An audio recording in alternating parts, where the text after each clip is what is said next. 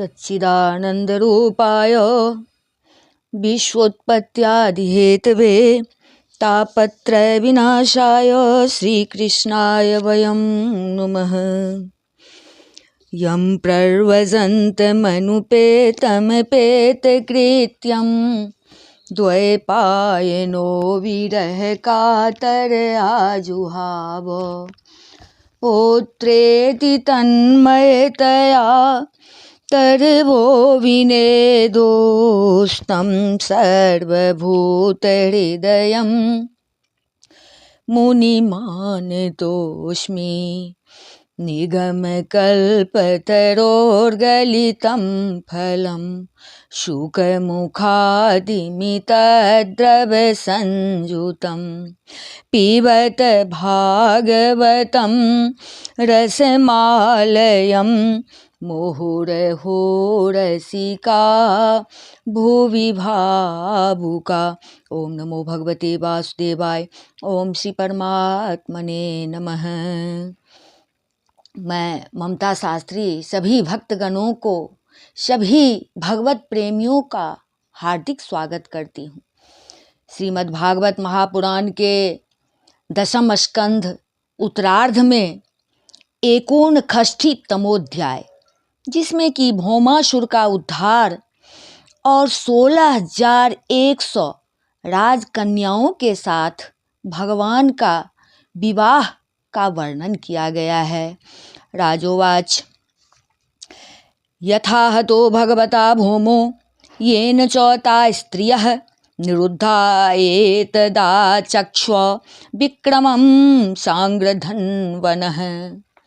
राजा परीक्षित ने पूछा, भगवान श्री कृष्ण ने भौमासुर को, जिसने उन स्त्रियों को बंदी गृह में डाल रखा था, क्यों और कैसे मारा? आप कृपा करके सार्ग धनुषधारी भगवान श्री कृष्ण का वह विचित्र चरित्र सुनाइए। श्री शुकवाच इंद्रेण हक्षत्रेण हृतकुण्डलबन्धुना हृतामराद्रिस्थानेन ज्ञापितो भौमचेष्टितं सभार्यो गरुडारूढ़ः प्राग्ज्योतिष्पुरं ययो। श्री सुखदेव जी ने कहा, परीक्षित, भौमासुर ने वरुण का छत्र, माता अदिति के कुंडल और मेरु पर्वत पर स्थित देवताओं का मणि पर्वत नामक स्थान छीन लिया था। इस पर सबके राजा इंद्र द्वारका में आए और उसकी एक एक करतूत उन्होंने भगवान श्री कृष्ण को सुनाई। अब भगवान श्री कृष्ण अपनी प्रिय पत्नी सत्यभामा के साथ गरुड़ पर सवार हुए और भौमासुर की राजधानी प्राग ज्योतिषपुर में गए। गिरि दुर्गे शस्त्र दुर्गेर जलाग्न्यनील दुर्गमं मूढ़पाशायुतेर घोरेर दृढ़े शर्वत आवृतम। प्राग ज्योतिषपुर में प्रवेश करना बहुत कठिन था। पहले तो उसके चारों ओर पहाड़ों की किलेबंदी थी, उसके बाद शस्त्रों का घेरा लगाया हुआ था, फिर जल से भरी खाई थी, उसके बाद आग या बिजली की चार दीवारी थी और उसके भीतर वायु यानी गैस बंद करके रखा गया था। इससे भी भीतर मूढ़ दैत्य ने नगर के चारों ओर अपने 10,000 घोर एवं सुदृढ़ फंदे बिछा रखे थे। गद्या निर्वे भेदाद्रेन शस्त्र दुर्गा निशायके चक्रेनाग्निम जलम वायुम मूढ़पाशांस्तथाशिना। भगवान श्री कृष्ण ने अपनी गदा की चोट से पहाड़ों को तोड़ फोड़ डाला और शस्त्रों की मोर चेबंदी को बाणों से छिन्न भिन्न कर दिया। चक्र के द्वारा अग्नि, जल और वायु की चार दीवारियों को तहस नहस कर दिया और मूढ़ दैत्य के फंदों को तलवार से काट कूट कर अलग रख दिया। संगनारेण यंत्राणि हृदयानि मनस्विनां प्राकारं गदया गुर्व्या निर्विभेद गदाधरः। जो बड़े बड़े यंत्र मशीनें वहाँ लगी हुई थी, उनको तथा वीर पुरुषों के हृदय को शंखनाद से विदीर्ण कर दिया और नगर के परकोटे को गदाधर भगवान ने अपनी भारी गदा से ध्वंस कर डाला। पाञ्चजन्य ध्वनिं श्रुत्वा युगान्तासनिभीषणं मुरः शयान उतस्थो दैत्यः पंचशिरा जलात्। भगवान के पांचजन्य शंख की ध्वनि प्रलयकालीन बिजली की कड़क के समान महाभयंकर थी। उसे सुनकर मूढ़ दैत्य की नींद टूटी और वह बाहर निकल आया। उसके 5 सिर थे और अब तक वह जल के भीतर सो रहा था। त्रिशूलमुदम्य सुदूरनिरीक्षणो युगान्तसूर्यानलरोचिरुल्बणः ग्रसंस्त्रिलोकीमिव पञ्चभिर्मुखैरभ्यद्रवत्तार्क्ष्यसुतं यथोरगः। वह दैत्य प्रलयकालीन सूर्य और अग्नि के समान प्रचंड तेजस्वी था। वह इतना भयंकर था कि उसकी ओर आंख उठाकर देखना भी आसान काम नहीं था।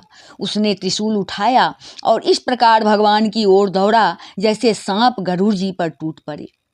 उस समय ऐसा मालूम होता था मानो वह अपने 5 मुखों से त्रिलोकी को निगल जाएगा।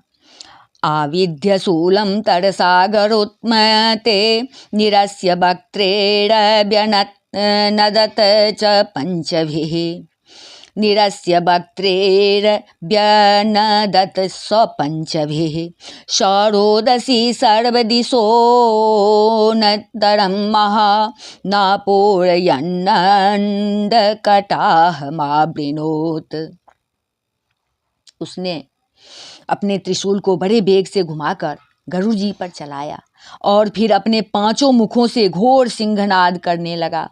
उसके सिंहनाद का महान शब्द पृथ्वी, आकाश, पाताल और 10 दिशाओं में फैलकर सारे ब्रह्मांड में भर गया। तदापदद्वै त्रिशिखं गरुड़मते हरे शराभ्यामभिनत्रिधोजसा मुखे सुतं चापि शरेरताडयत् तस्मै गदांशोऽपि रुषाभ्यमुञ्चत। अब भगवान श्री कृष्ण ने देखा कि मूढ़ दैत्य का त्रिशूल गरुड़ की ओर बड़े वेग से आ रहा है। तब अपना हस्त कौशल दिखाकर फुर्ती से उन्होंने 2 बाण मारे जिनसे वह त्रिशूल कटकर 3 टुक हो गया।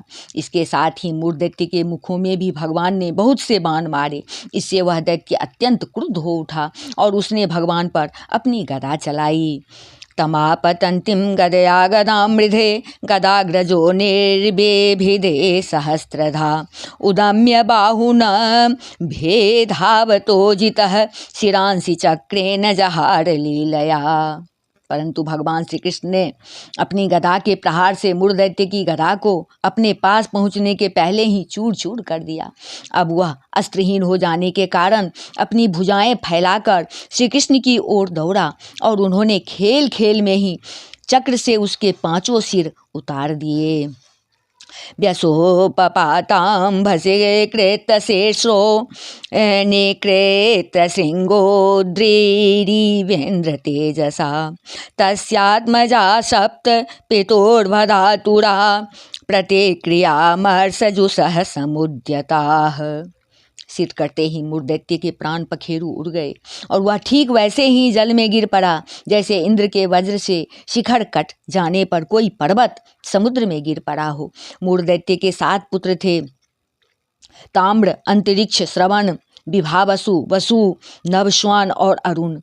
ये ताम्रोऽन्तरिक्षः श्रवणो विभावशोर्भसोर्नभस्वानरुणश्च सप्तमः पीठं पुरस्कृत्य चमूपतिं मृधे भूम प्रयुक्ता निरगन्धृतायुधाः।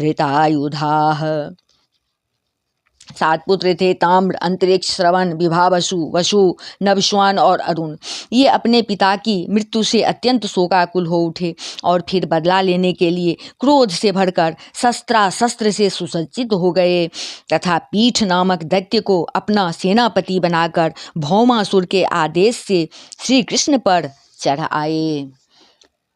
प्रायुञ्जता साध्य सरानसेन गदा शक्त्योष्टे शूलान्यजितेरुशोल्बनाः तच्छस्त्रकोटं भगवान् स्वमार्गणे रमोघवीर्यस्ते लसश्च कर्तः। वहाँ आकर बड़े क्रोध से भगवान श्री कृष्ण पर बाण, खड़ग, गदा, शक्ति, रिष्टि और त्रिशूल आदि प्रचंड शस्त्रों की वर्षा करने लगे। परीक्षित, भगवान की शक्ति अमोघ और अनंत है। उन्होंने अपने बाणों से उनके कोटि कोटि शस्त्र को तिल तिल करके काट गिराए। तान तान पीठ मुख्यान नयदयमक्षयं निकृत्य शेषोरुभुजांग ग्रीवर्मणः श्वानीकपानच्युत चक्रसायकेस्तथा निरस्तान नरकोधरासुतः। भगवान के शस्त्र प्रहार से सेनापति, पीठ और उसके साथी दैत्यों के सिर, जांघें, भुजा, पैर और कवच कट गए और उन सभी को भगवान ने यमराज के घर पहुंचा दिया। जब पृथ्वी के पुत्र नरकासुर अर्थात भौमासुर ने देखा कि भगवान श्री कृष्ण के चक्र और बाणों से हमारी सेना और सेनापतियों का संहार हो गया, तब उसे असह्य क्रोध हुआ। निरीक्ष्य दूर्मर्शन आस्त्रवन्मदेर गजे पयोधे प्रभवे निराक्रमत् दृष्ट्वा सभार्यं गरुडोपरे स्थितं सूर्योपरिष्ठा सतर्देद घनं यथा कृष्णं स तस्मै व्यसृज क्षक्षतग्निं योधाश्च सर्वे युगपत् स्म बिभ्यधुः। अब भगवान श्री कृष्ण अपनी पत्नी के साथ, अब वो सेनापतियों का संहार हो गया यह देखकर तब उसे असह्य क्रोध हुआ। वह समुद्र तट पर पैदा हुए बहुत से मतवाले हाथियों की सेना लेकर नगर से बाहर निकला। उसने देखा कि भगवान श्री कृष्ण अपनी पत्नी के साथ आकाश में गरुड़ पर स्थित हैं, जैसे सूर्य के ऊपर बिजली के साथ वर्षाकालीन श्याम मेघ शोभायमान हो। भौमासुर ने स्वयं भगवान के ऊपर स्तग्नि नाम की शक्ति चलाई और उसके सब सैनिकों ने भी एक ही साथ उन पर अपने अपने अस्त्र शस्त्र छोड़े। तद भौम सैन्यम भगवान गदाग्रजो विचित्र बाजिर्निशिते शिली मुखे निकृत बाहो ऋषिरोघ्न विग्रहम चकार तह्ये बहता स्वकुंजरम। अब भगवान श्री कृष्ण भी चित्र विचित्र पंख वाले तीखे तीखे बाण चलाने लगे। इससे उसी समय भौमासुर के सैनिकों की भुजाएं, जांघें, गर्दन और धड़ कट कट कर गिरने लगे। हाथी और घोड़े भी मरने लगे। यानि योधे प्रयुक्तानि शस्त्रास्त्राणि कुरुद्वः हरिस्तान्यक्षे तीक्ष्णे शरीरे कैकशस्त्रिभिः। परीक्षित, भौमासुर के सैनिकों ने भगवान पर जो जो अस्त्र शस्त्र चलाए थे उनमें से प्रत्येक को भगवान ने 3-3 तीखे बाणों से काट गिराया। ऊह्यमानः सुपर्णेन पक्षाभ्यां निघ्नता गजान गरुड़तमता हन्यमानास्तुंड पक्ष नखेर्गजाः। उस समय भगवान श्री कृष्ण गरुड़ जी पर सवार थे और गरुड़ जी अपने पंखों से हाथियों को मार रहे थे।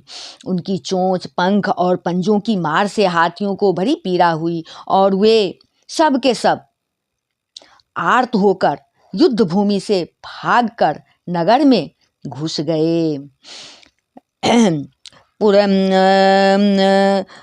पुरमेवा बेसन्नार्ता नरको युद्ध युध्यत दृष्ट्वा विद्रावितं सैन्यं गरुड़ेनार्दितं स्वकम्। अब वहाँ अकेला भौमासुर ही लड़ता रहा। जब उसने देखा कि गरुड़ जी की मार से पीड़ित होकर मेरी सेना भाग रही है, तब उसने उन पर वह शक्ति चलाई जिसने वज्र को भी विफल कर दिया है, परंतु उसकी चोट से पक्षीराज गरुड़ तनिक भी विचलित न हुए, मानो किसी ने तम भौमः प्रारक्षत्या वज्रः प्रतिहतो यतः नाकंपतता विद्धो मालाहत इव द्विपः। अब इस प्रकार जो है सो उसकी चोट से पक्षीराज गरुड़ जी तनिक भी विचलित न हुए, मानो किसी ने मतवाले गजराज पर फूलों की माला से प्रहार किया हो। शूलं भौमोच्युतं हन्तु माददे विदथोद्यमः तद्वे सर्गात् पूर्वमेव नरकस्य शिरो हरिः अपाहरत गजस्थस्य चक्रेण छुरनेमिना। अब भौमासुर ने देखा कि मेरी एक भी चाल नहीं चलती, सारे उद्योग विफल होते जा रहे हैं। तब उसने श्री कृष्ण को मार डालने के लिए एक त्रिशूल उठाया, परंतु उसे अभी वह छोड़ भी न पाया था कि भगवान श्री कृष्ण ने छुरे के समान तीखी धार वाले चक्र से हाथी पर बैठे हुए भौमासुर का सिर काट डाला। सकुंडलम चारुकिरीटभूषणं बभो पृथिव्यां पतितं समुज्ज्वलत्। हाहेति साध्वीत्योषयः सुरेश्वरा माल्येर्मुकुन्दं विकिरन्त ईडिरे। उसका जगमगाता हुआ सिर कुंडल और सुंदर किरीट के सहित पृथ्वी पर गिर पड़ा। उसे देखकर भौमासुर के सगे संबंधी हाय हाय पुकार उठे। ऋषि लोग साधु साधु कहने लगे और देवता लोग भगवान पर पुष्पों की वर्षा करते हुए स्तुति करने लगे। ततश्च भूः कृष्णमुपेत्य कुंडले प्रतप्त जाम्बूनदरन्त्र भास्वरे सवैजयन्त्या वनमालयार्पयत् प्राचेतसं छत्रमथो महामनिम्। अब पृथ्वी भगवान के पास आई। उसने भगवान श्री कृष्ण के गले में वैजयंती के साथ बनमाला पहना दी और अदिति माता के जगमगाते हुए कुंडल जो तपाए हुए सोने के एवं रत्न जडित थे भगवान को दे दिए तथा वरुण का छत्र और साथ ही एक महामणि भी उनको दे दी। अस्तोषेदथ विश्वेशं देवी देव वरार्चितं प्राञ्जलिः प्रणता राजन भक्ति प्रवनया धिया। राजन, इसके बाद पृथ्वी देवी बड़े बड़े देवताओं के द्वारा पूजित विश्वेश्वर भगवान श्री कृष्ण को प्रणाम करके हाथ जोड़कर भक्ति भाव भरे हृदय से उनकी स्तुति करने लगी। भूमिरुवाच नमस्ते देवे देवे शंखचक्रगदाधर भक्तेक्षोपातरूपाय परमात्मन् नमोस्तुते। पृथ्वी देवी ने कहा, शंखचक्र गदाधारी देव देवेश्वर, मैं आपको नमस्कार करती हूँ। परमात्मन, आप अपने भक्तों की इच्छा पूर्ण करने के लिए उसी के अनुसार रूप प्रकट किया करते हैं। आपको मैं नमस्कार करती हूँ। नमः पंकजनाभाय नमः पंकजमालिने नमः पंकजनेत्राय नमस्ते पंकजाग्रये। प्रभु, आपकी नाभि से कमल प्रकट हुआ है। आप कमल की माला पहनते हैं। आपके नेत्र कमल से खिले हुए और शांतिदायक है। आपके चरण कमल के समान सुकुमार और भक्तों के हृदय को शीतल करने वाले हैं। आपको मैं बार बार नमस्कार करती हूँ। नमो भगवते तुभ्यं वासुदेवाय विष्णवे पुरुषाय बीजाय पूर्णबोधाय ते नमः। आप समग्र ऐश्वर्य, धर्म, यश, संपत्ति, ज्ञान और वैराग्य के आश्रय हैं। आप सर्वव्यापक होने पर भी स्वयं वसुदेव नंदन के रूप में प्रकट हैं। मैं आपको नमस्कार करती हूँ। आप ही पुरुष हैं और समस्त कारणों के भी परम कारण हैं।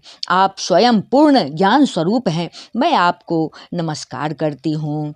अजाय जनयित्रस्य अस्य ब्रह्मणे अनंत शक्तये परात्मन भूतात्मन परमात्मन नमोस्तुते। आप स्वयं तो हैं जन्म रहित, परंतु इस जगत के जन्मदाता आप ही हैं। आप ही अनंत शक्तियों के आश्रय ब्रह्म हैं। जगत का जो कुछ भी कार्य कारणमय रूप है, जितने भी प्राणी या अप्राणी हैं, सब आपके ही स्वरूप हैं। परमात्मन, आपके चरणों में मेरा बार बार नमस्कार है। त्वं वैसे श्रेक्षो रज उत्कटं प्रभो तमो निरोधाय बिभर्ष्य संवृतः स्थानाय सत्वं जगतो जगत्पते कालः प्रधानं पुरुषो भवान् परः। प्रभो, आप जगत की रचना करना चाहते हैं तब उत्कट रजोगुण को, और जब इसका प्रलय करना चाहते हैं तब तमोगुण को, तथा जब इसका पालन करना चाहते हैं तब सत्वगुण को स्वीकार करते हैं। परंतु यह सब करने पर भी आप इन गुणों से ढकते नहीं, लिप्त नहीं होते। जगतपते, आप स्वयं ही प्रकृति, पुरुष और दोनों के संयोग वियोग के हेतु काल हैं तथा उन तीनों से परे भी आप हैं। अहम पयो ज्योतिरथम रथानिलो नभो मात्राणि देवा मन इंद्रियाणि कर्ता महानित्यखिलं चराचरं त्वया द्वितीये भगवत नयं प्रभ्रमः। भगवन, मैं पृथ्वी, जल, अग्नि, वायु, आकाश, पंच तन्मात्राएं, मन, इंद्रिय और इनके अधिष्ठात्र देवता, अहंकार और महातत्व, कहाँ तक कहूँ, यह संपूर्ण चराचर जगत आपके अद्वितीय स्वरूप में भ्रम के कारण ही पृथक प्रतीत हो रहा है, पृथक दिख रहा है। तस्यात्मजोऽयं तव पादपङ्कजं भीतः प्रपन्नार्तिहरोपसादितः तत्पालयेनं कुरु हस्तपङ्कजं शिरस्योमुष्याखिलकल्मषापहम्। शरणागत भय भंजन प्रभु, मेरे पुत्र भौमासुर का यह पुत्र भगदत्त अत्यंत भयभीत हो रहा है। मैं इसे आपके चरण कमलों की शरण में ले आई हूँ। प्रभु, आप इसकी रक्षा कीजिए और इसके सिर पर अपना वह कर कमल रखिए जो सारे जगत के समस्त पाप तापों को नष्ट करने वाला है। श्री शुकवाच इति भूम्यार्थितो बाघभीर भगवान भक्ति नम्रया दत्वा भयम भौम गृहम प्राविशत सकलार्थिमत। श्री सुखदेव जी कहते हैं, परीक्षित, जब पृथ्वी ने भक्ति भाव से विनम्र होकर इस प्रकार भगवान श्री कृष्ण की स्तुति प्रार्थना की, तब उन्होंने भगदत्त को अभय दान दिया और भौमासुर के समस्त संपत्तियों से संपन्न महल में प्रवेश किया। तत्र राजन्यकन्यायां षट्सहस्राधिकायुतं भौमाहृताणां विक्रम्य राजभ्यो ददिशे हरिः। वहाँ जाकर भगवान ने देखा कि भौमासुर ने बलपूर्वक राजाओं से 16,000 राजकुमारियाँ छीनकर अपने यहाँ रख छोड़ी थी। तम प्रविष्टो स्त्रियो वीक्ष्य नरवीरं विमोहिता मनसा बब्रिरेभिष्टं पतिं देवोपसादितं। जब उन राजकुमारियों ने अंतःपुर में पधारे हुए नरश्रेष्ठ भगवान श्री कृष्ण को देखा, तब वे मोहित हो गई और उन्होंने उनकी अहेतुकी कृपा तथा अपना सौभाग्य समझकर मन ही मन भगवान को अपने परम प्रियतम पति के रूप में वरण कर लिया। भूयाद पतिरयं मह्यं धाता तदनुमोदताम् ती सर्वा पृथक कृष्णे भावेन हृदयं दधुः। उन राजकुमारियों में से प्रत्येक ने अलग अलग अपने मन में यही निश्चय किया कि ये श्री कृष्ण ही मेरे पति हों और विधाता मेरी इस अभिलाषा को पूर्ण करें। इस प्रकार उन्होंने प्रेम भाव से अपना हृदय भगवान के प्रति निछावर कर दिया।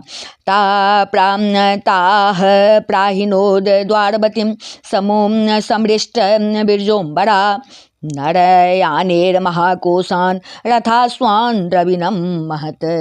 तब भगवान श्री कृष्ण ने उन राजकुमारियों को सुंदर सुंदर निर्मल वस्त्र आभूषण पहनाकर पालकियों से द्वारका भेज दिया और उनके साथ ही बहुत से खजाने, रथ, घोड़े तथा अतुल संपत्ति भी भेजी।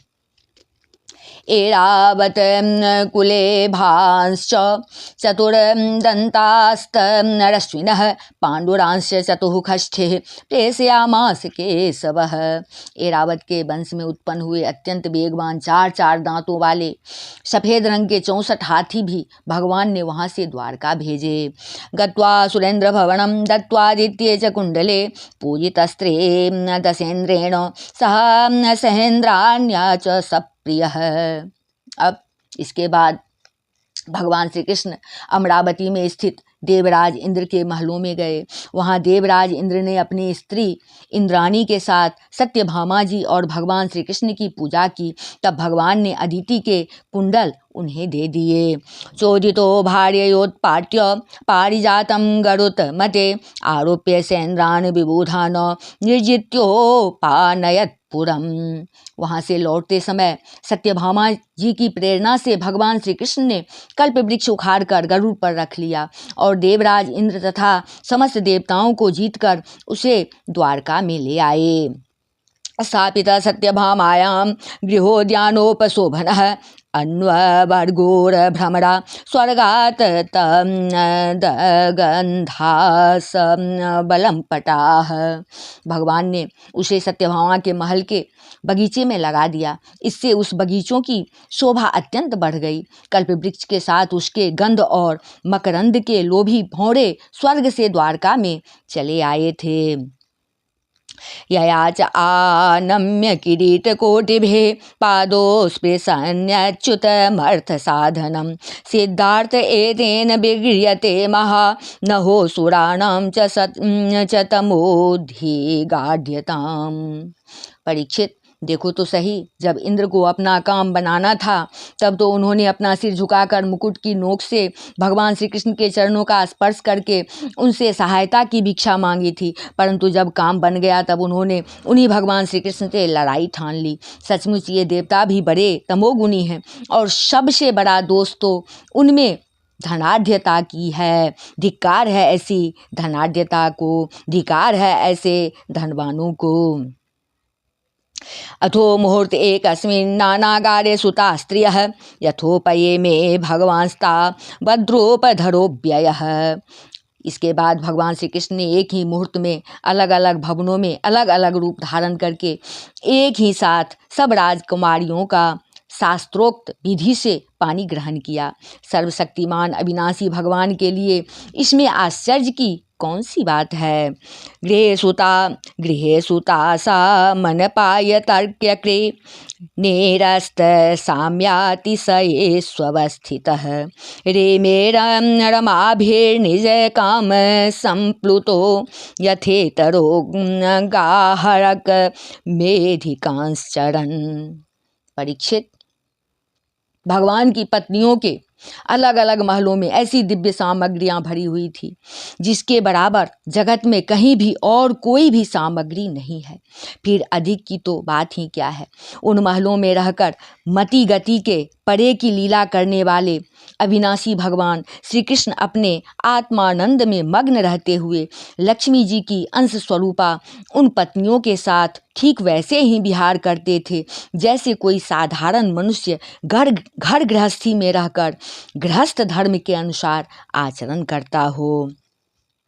इत्यं रमापतिं वाप्यपतिं स्त्रियस्ता ब्रह्मादयोऽपि न विदुः पदवीं यदीयां भेजुर्मुदा विरत मेधितयानुराग हासावलोक नवसंगम जल्प लज्जाः।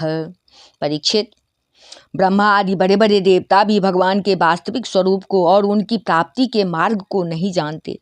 उन्हीं रमारमण भगवान श्री कृष्ण को उन स्त्रियों ने पति के रूप में प्राप्त किया था। अब नित्य निरंतर उनके प्रेम और आनंद की अभिवृद्धि होती रहती थी और वे प्रेम भरी मुस्कुराहट, मधुर चितवन, नव समागम, प्रेमालाप तथा भाव बढ़ाने वाली लज्जा से युक्त होकर सब प्रकार से भगवान की सेवा करती रहती थी। प्रत्योदगमासन बर्हाण पाद शौच तांबूल बेस्रम नवीजन गंधमाल्ये केश प्रसारसय नस्त्रपनोपहार्ये दासे सतापि विभोर्विदधुस्म दास्यम। थकावट दूर करती। इस प्रकार उनमें से सभी पत्नियों के साथ इत्थं रमापतिमवाप्य पतिं श्रेयस्ता ब्रह्मादयोऽपि न विदुः पदवीं यदीयां भेजोर्मुदा विरत मेधि तयानुराग हासावलोक नवसंगम जल्पलज्जाः। अब इस प्रकार भगवान की सेवा करती रही। अब उनमें से प्रत्योदगमासन बराहण पाद शौच तांबूल बेश्रम नव वेजन गंधमाल्ये केश प्रसारसय नस्त्र पनोपहार्ये दासी सता अपि विभोर विदधोस्म दास्यम। उनमें से सभी पत्नियों के साथ सेवा करने के लिए सैकड़ों दासियां रहती। फिर भी जब उनके महल में भगवान पधारते तब वे स्वयं आगे जाकर आदरपूर्वक उन्हें लिवा लाती, श्रेष्ठ आसन पर बैठाती, उत्तम सामग्रियों से पूजा करती, चरण कमल पखारती, पान लगाकर खिलाती, पाँव दबाकर थकावट दूर करती, पंखा झेलती, इत्र फुलेल चंदन आदि लगाती, फूलों के हार पहनाती, केस संवारती, सुलाती, स्नान कराती और अनेक प्रकार के भोजन कराकर अपने ही हाथों भगवान की सेवा करती। इति श्रीमद्भागवते महापुराणे पारमहंस्यां संहितायां दशमस्कन्धे उत्तरार्धे पारिजात